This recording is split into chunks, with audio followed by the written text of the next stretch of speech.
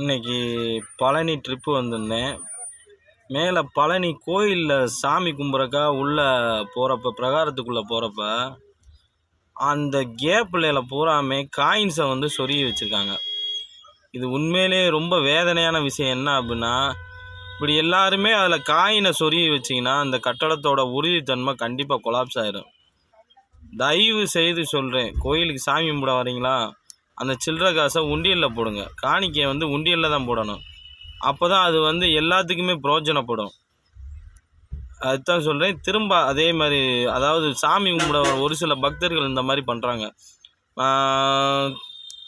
இங்கே பழனின்னு மட்டும் இல்லை, திருச்செந்தூரில் இதே சேம் அந்த வள்ளி கோயிலெல்லாம் பார்த்தீங்கன்னா எல்லாமே போட்டு போட்டு வச்சு அந்த கோயிலோட உறுதித்தன்மையை சீரழிக்கிறாங்க. இது வந்து சாமி கும்பிட வந்த இடத்துல பாவத்தை சம்பாதிச்ச மாதிரி. தயவுசெய்து இந்த தப்பை திரும்ப திரும்ப பண்ணாதீங்க யாரும்.